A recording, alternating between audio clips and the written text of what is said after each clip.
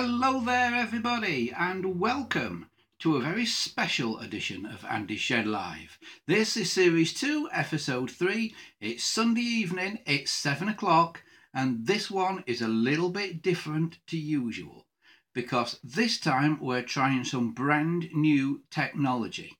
Now, the first thing I've got to do today is apologise if this isn't in as high a resolution as it would normally be, or if the stream breaks up a little bit today.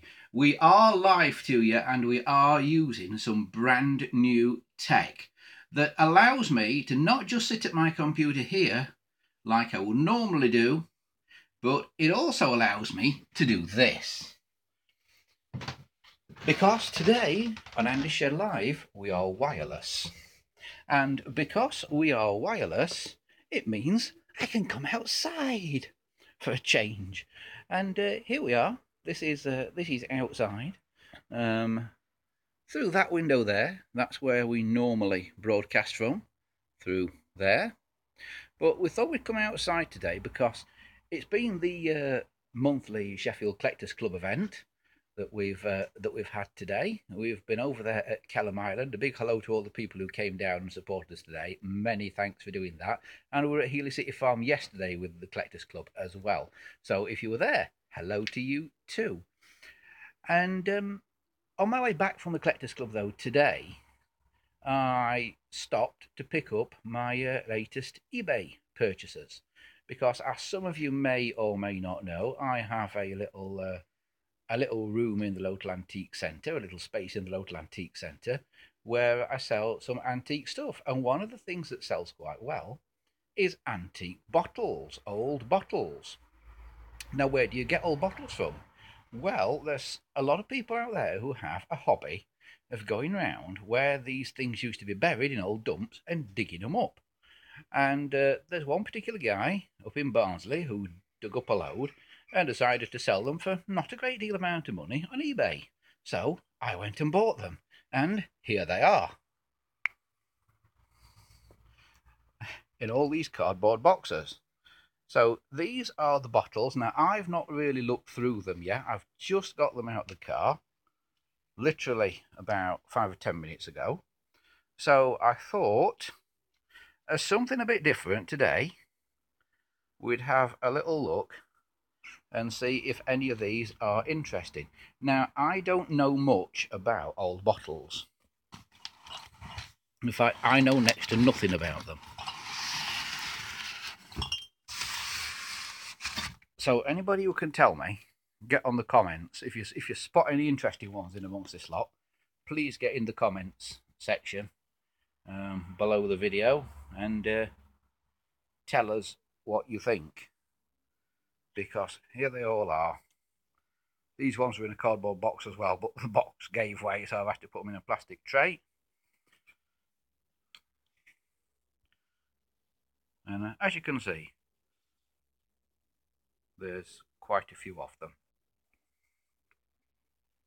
So let's have a little look. Let's dig some of these out of here, shall we, and see what we can find in here. Now, most in this one look fairly similar. Now, I'm told some of these date back to the early 1900s. But what's interesting about these, you'll see they appear to be broken at the top, some of them. The tops of them appear to be broken. Well, they're not actually. That's how they were made. The bottle was blown into a mould, I believe. It was a kind of two-pot mould. Then the glass was blown into it, into the mould, and the mould taken away. And then it was just broken off. It was just broken off where it was blown and left like that, because they would put a cork in the top there, and the inside is actually quite smooth. As you can see, I can put my finger in there without too much trouble and without getting cut or anything. So that is what they are. And this one says Leeds on it. Can you see that? Leeds. Does it say something on there? Right. It does say something on there. It says something sauce. And there, can you read that? Let me see if I can Let's rub it and clean it up a bit. Right, what does it say there? Indian sauce. Leeds.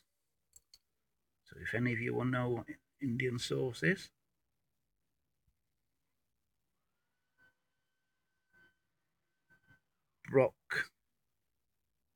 Brown Hills Indian sauce, Leeds. So that's an interesting one. We have got some little stoneware pots as well. We've just got a couple of those. Well, four by the looks of it. One there, a bigger one there, one in the corner there, one here. Oh, and there's a little lighter coloured one there. But these are quite nice things. Let's have a look at the bottles. I mean, that's just a plain one.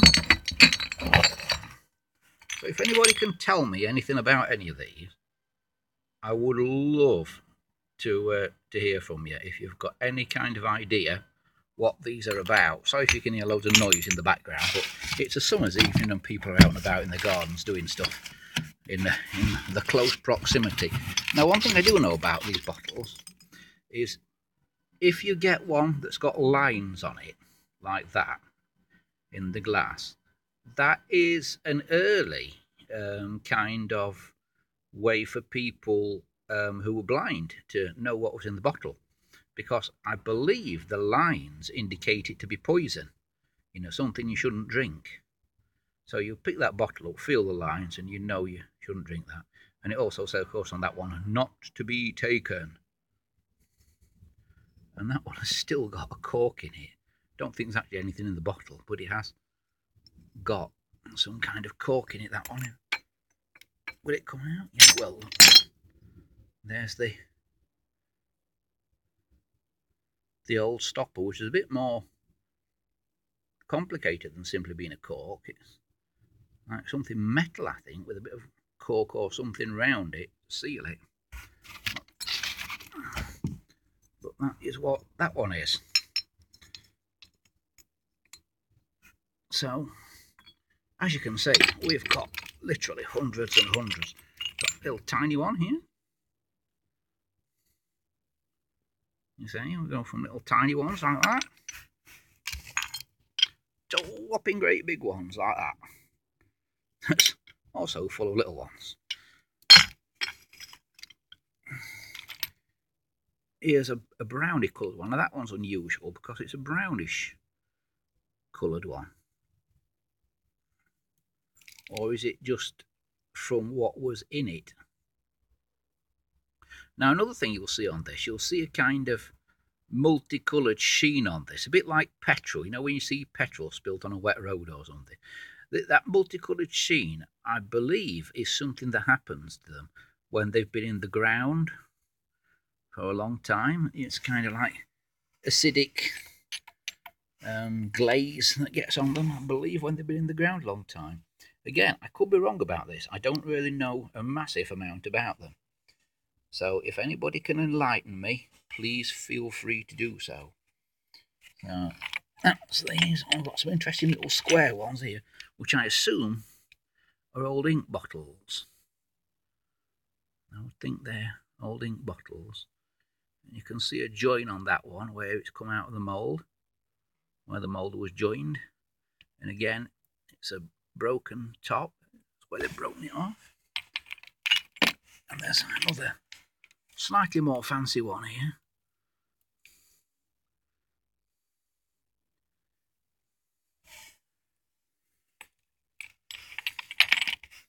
Of course, all these want cleaning. So if anybody's at a loose end this week, let me know, and I'll set you on bottle washing. So here's a few more, including some very pretty blue ones. And I do know people who collect blue glass, and this was definitely to be taken. You could take this definitely, because this one was milk of magnesia, registered trademark. If you've never had milk of magnesia, trust me, you're not missing anything. It tastes absolutely horrible. And here's another little pot. Another little jar, probably a jar that had maybe meat paste in or something like that. I don't know.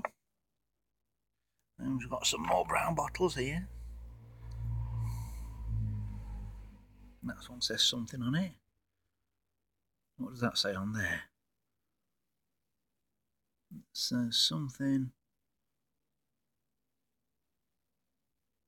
Formamint. I believe it's Formamint. It says on there.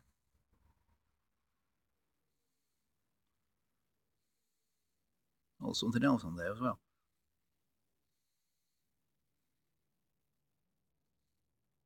Is it Wolfing's? Wolfing's Formamint. Whatever that is. And some really lovely little shaped ones. I don't know if that's some kind of scent bottle or something like that, but really sort of nicely made things. Look at that. I'm hoping these are all going to clean up okay. If anybody's got any idea on how to clean these, that's something else I'd like to know, other than simply washing them with soap and water. Well, that's another thing that I'd like to know about. We've got some bigger ones here. Here's a name from the past for you. Tizer. Can you see that? In a screw top bottle.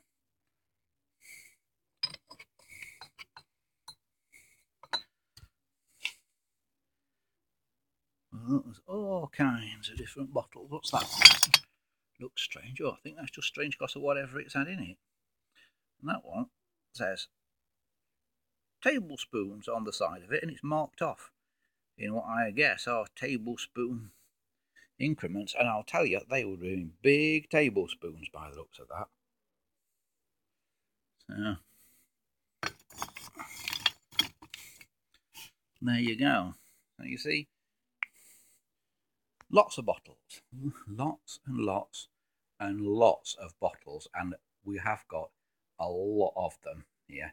I've got no idea how many there are. I mean, let me have a quick count. 1, 2, 3, 4, 5, 6, 7, 8, 9, 10, 11, 12, 13, 14, 15, 16, 19, 20, 21, 22, 23, 24, 25, 26, 27, 28, 29, 30, 5, 6, 7, 8, 9, 41, 42, 43, 44, 45, 6, 1, 2, 3, 4, 5, 6, 7, 8.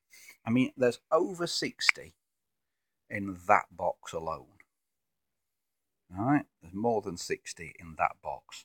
And as you can see, there's a box here of big ones. That one's got a stopper as well. Oh, I don't know if it's still the original stopper to that bottle. What does that say?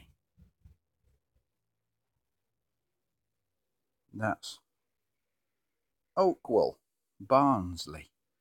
So that's probably never gone far from home. That says Oakwell around the bottom as well. It's the original stopper. Because I got them from Barnsley. Guy that dug them up came from Barnsley. So that one's probably never gone very far.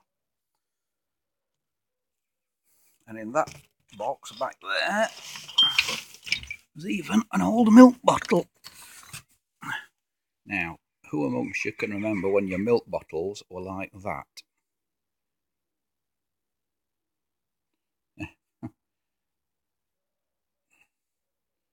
So, there you go.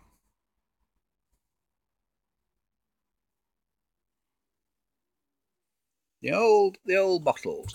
Now, I know what you're thinking. What are they worth? Well, I've been selling them at around about £1 or £2 a time for fairly ordinary ones. And they've been selling. So, go and work it out. Because I wouldn't like to say. I mean, some of them probably nobody will want because some of them are a bit ordinary.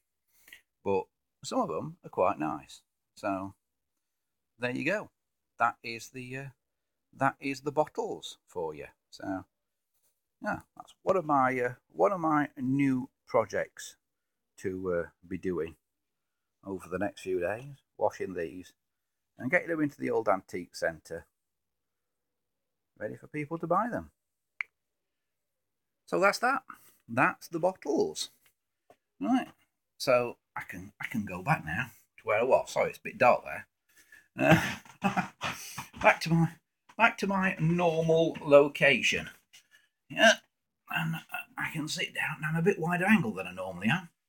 So there you go.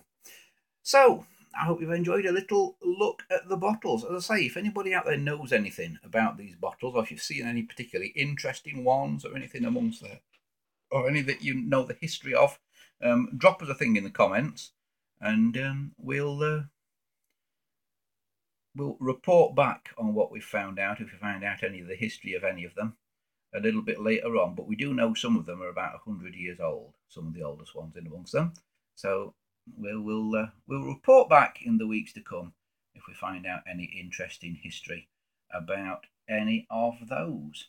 Now back to the old telephone front, and there haven't been any new ones arrive this week, but we have got some going through the works at the moment. If I switch the camera around, and these ones are all going through the works at the minute. I've had these a while, but these are in for restoration. I've already done a bit of work on this brown one.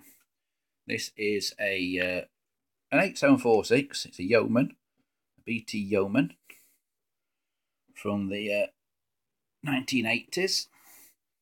And then I've got one of the rare blue ones, in the rare Concord blue colour here.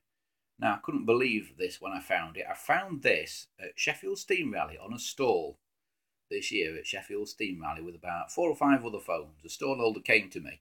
If he found me out, the stall holder, he said, "I've got a load of phones on my stall. Do you want to have a look at them?" So I said, "Yeah, okay, I'll have a look." And he showed me where they were in this box, and on the top of the box, which was a box not unlike that, it wasn't that box, but it was not unlike that, with lots of phones sort of piled up in it. On the top was this blue one, and they're quite rare. They're a colour called Concord Blue, and it's quite rare, that colour. And I thought, oh, that's brilliant, that one. And I picked it up, and I realised it was a massive great crack and a break out of it in the corner there. Now the crack is not a problem. We can mend cracks, but when they've got a big chunk missing like that can be more of a problem.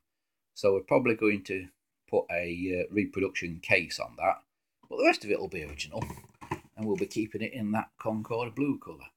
And as you can see, there's some bits of Ericofons and things as well in there that are going through the works for restoration at the moment. Well, that about wraps it up for another Andy's Shed Live. Thanks for watching. It's just a quick one this week, because, like I say, I've literally just come back from Sheffield and Barnsley, and I'm out and about again tomorrow on my travels once more. But next week we'll be telling you about a new show that we're going to be doing soon that isn't just going to be me sat here talking. It's a show that actually goes out and about a lot more, where we travel to different places and go and see various roadside attractions that I think you'll find quite interesting and very often amusing as well. So that's starting in September. We'll be telling you more about that next week, all being well. So until next week, same time, same place, 7 p.m.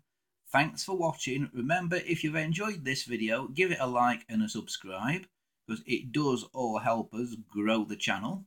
And we'll see you next time. But until next time, bye for now.